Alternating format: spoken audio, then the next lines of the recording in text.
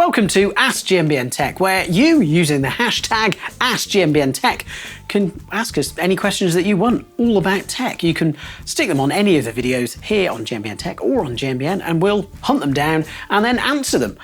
Like we're going to answer this one now. This one is from GoPro Vlogs. I know that you probably shouldn't mix brake fluids from different brands, but he's got some Magura brakes and he's only got Shimano mineral fluid. Would it be okay? I can see what you're thinking. You're thinking mineral fluid is all mineral fluid, and to a degree, yes, you're right, it's not DOT fluid, but Shimano fluid is slightly different to Magura fluid. So that's the official line, because I know that some of you out there are mixing and matching. The official line is that the brake fluids for the Shimano and Magura systems are different, and they've got subtly different formulations and different properties. So yeah, those things are going to be different additives inside. There's going to be a slightly different formulation and a different viscosity. They're all tailored specifically to the different brakes. So you're right that mineral fluid is mineral fluid, but there's lots of degrees and lots of separation between them. So mixing them probably isn't the best idea. So if you're going to bleed a Shimano system using, well, Shimano system fluid would be really good. If you're going to bleed Magura, then using their royal blood would be, well, the best thing. I mean, they are different colours as well. Engaging question here from Matteo. He's got a Giant Rain 1 from 2015, and it came with the 2013-2014 RockShox Pike that was a 160mm fork, but at the turn of a dial became a 140mm fork on the climbs.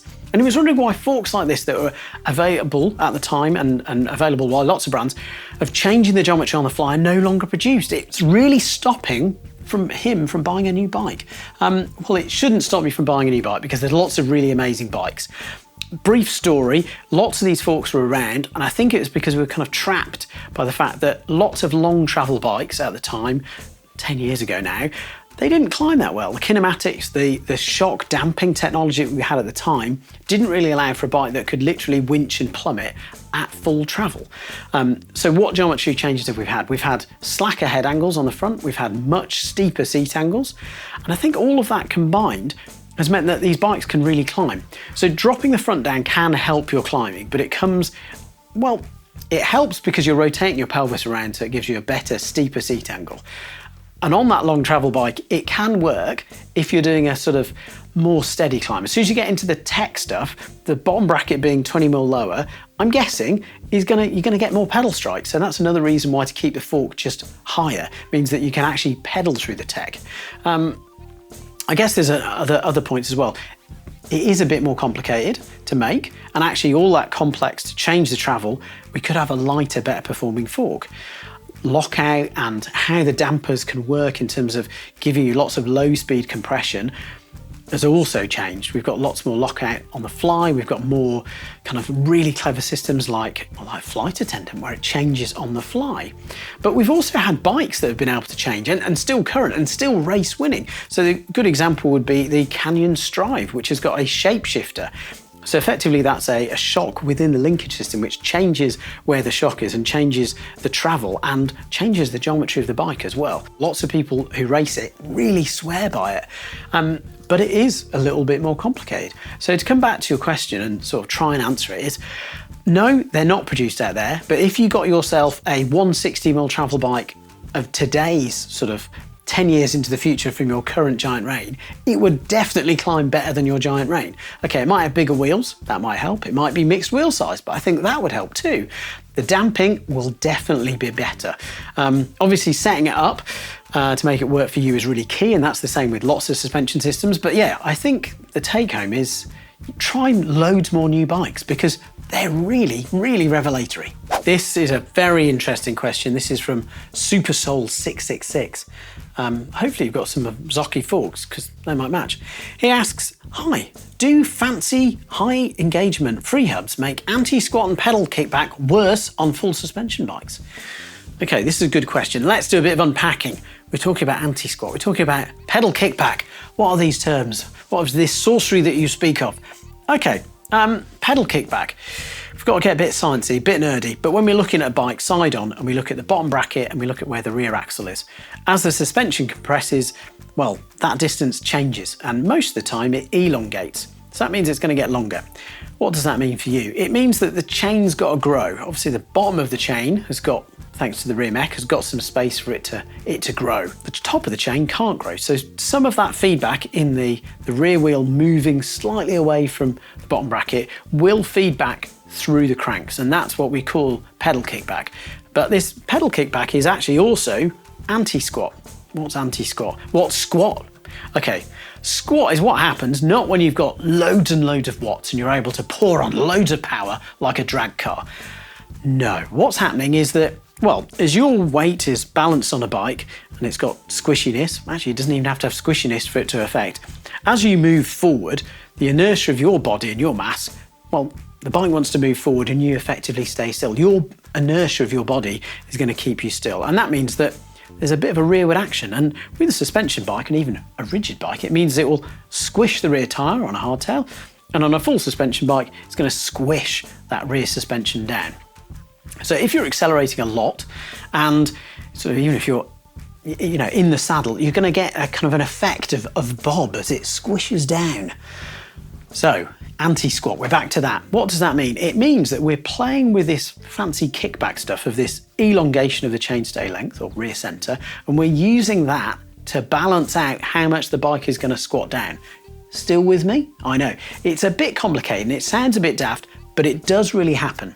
Right, back to a question about do these higher engagement free hubs make a difference? Well, yes, they are going to make a bit of difference, which is why I think you'll have seen some racers use O-chain. There's some other hubs on the market that have got slightly lower engagement. But the thing is it sort of depends on your suspension bike, because different suspension bikes have got different amounts of anti-squat, and that kind of gives you a different pedaling performance. So on an XC bike, actually having quite a lot of anti-squat can be a really good thing. It means it's going to really sharp and jump forward under pedal stroke. Some of the longer travel bikes might not have as much anti-squat, but it's not that simple. It's not as simple as a long travel bike will have more or less. It's all down to where those engineers have placed the pivots or idlers to get the most of it. I think it's one of those ones where you can have too much anti-squat or you could have too much pedal kickback, but it's sort of the same thing, and it all depends on where you're riding. I know we've discovered or covered lots of ground in this, but back to the hubs, does it make a difference? It might do. You might have lots of pedal feedback and you might not like it. If you ride with flat pedals, all that feedback, you can actually feel it with some suspension bikes through your feet. If you're clipping in, it's a lot less noticeable. If you've got a suspension bike that doesn't have loads of anti-squat, again, it might not be noticeable. But having that higher point of engagement rear hub will change that feeling. It might make it more noticeable because there's a bit less slack in the system. So yeah, sorry, not a definitive yes, no, black and white question because there's so many variables in the system. Hope that helps. Great question here from Why Am I on 9? Guys, does rotor brand matter? Should I just buy knockoffs from China? Okay, big personal question. Yeah, personal preference, budget are going to play a really big part, but I think we just need to be clear about what we're talking about here in terms of knockoff. Do we mean counterfeit, or do we mean a brand that we've not really heard of that much yet? Okay, counterfeit stuff. If it looks too good to be true, or the logo looks a bit funny but looks like it's a copy, personally I think you do well to avoid, because if they're borrowing IP, they're borrowing intellectual property from a brand where they're nicking the ID, they're nicking the logo, I think it probably means they're probably taking shortcuts on lots of other stuff, and that might be the materials that the brakes are made of. They might not last that long. They might not be that safe.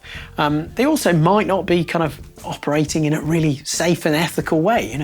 The employees might not get a really nice lunch break. I'm joking about these things, but this is really important. The really big brands out there have to have ethical values. They have to have a kind of legacy or path of where the materials that are in their products are made. And they can't use, certain workforce. They have to use sort of licensed people who can work. So counterfeit stuff I think is really different, and we need to be really careful that we're not using it. If it's a brand we're not sure of yet, well, we might not be aware of it. It could be really good. It could be from a new factory that's made stuff for some of the big brands before and is branching out. So I think the key thing is do your research. Are the reviews really good? Are the product pictures does it look good quality? Are they trying to kind of mimic other brands, or are they trying to do their own thing? Do some research. It's a kind of wild world out there, and it's getting wilder. Do your research, and yeah, counterfeits, less of a good idea. Brands that you've not heard of yet, might be a good idea. Fun question here from Blake Small Simon. Why do we use CO2 cartridges to fill our tyres? Since CO2 has significantly higher solubility in rubber, and is it not detrimental to using our tyres? Lots of depth in this question, and it's really fun. Let's break down CO2 cartridges. What we're talking about, we're talking about the small CO2s that you can kind of thread in to a inflator, and you can rapidly inflate your air. So it's a shot of compressed gas.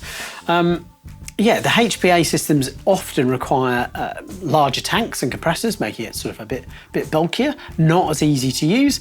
And I think, as you've said in your question, the biggie is that, well, the CO2 cartridges are used in lots of other industries, from air guns to beverage dispensers, and it's used in food packaging. So it just means it's widely available. There's a big industry there to provide it. So it means it is much cheaper.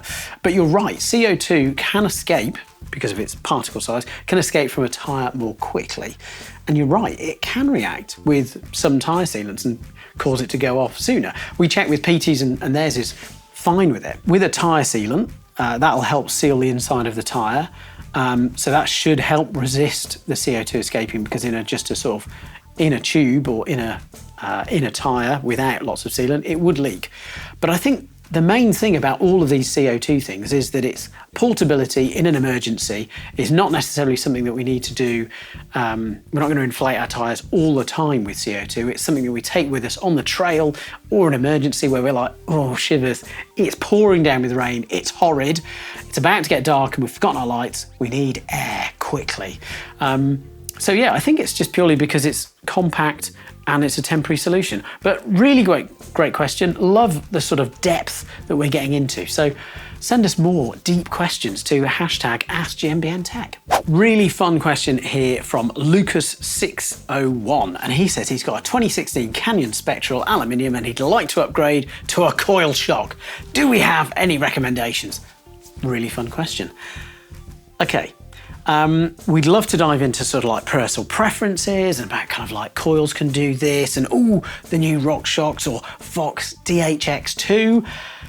All of that is sort of by the by, and that's because different sort of suspension systems on different bikes can work with coil or can work with air. Some can work with both, and our research says that the Canyon Spectral is basically designed to work with an air shock. So why would that be? Okay, the way that the suspension system works and how the kind of rear axle and the ratio of the rear axle travel to how the rear shock works, that sort of stroke rate, so that how much travel there is on the actual shock itself is really kind of linear. And what that means is that the force change applied to the shock doesn't change that much. So it really needs an air shock. Why? Well, as we compress air, it actually gets stiffer, so it resists bottoming out. So it gives this suspension design actually a bit more of progression. So it means that it will ride really nicely. If we switch to a coil system, okay, coil springs aren't completely linear. There is some ramp up, so there is a mild, very mild increase in loading. It essentially means for your bike, it would just blow through the travel. So you'd have to run quite a lot of spring weight. So you'd have to run a really stiff spring. So you're just not going to get the performance that Canyon have designed into your bike. So you could hunt down a coil that might fit. So Anna's done a video on all the dimensions that you need to find. So you need that stroke length, you need the eye-to-eye length, and then you need the hardware to mount the shock onto your frame. So you might be able to find a shock that can fit, but should you fit it? That's a really different question. So there are some hybrid shocks out there. Cane Creek has got a new coil and air shock that you might be able to fit, but to be honest, I think fitting a good air shock will really work. I'd say the other thing to flag is also 2016. It is unfortunately now a little while ago, and I'm not suggesting that everybody needs to go out and buy new bikes, but if you're wanting to put coil suspension on stuff and you're really wanting to push the boundaries of your trail domination, then potentially a new frame that is coil compatible might be a better idea.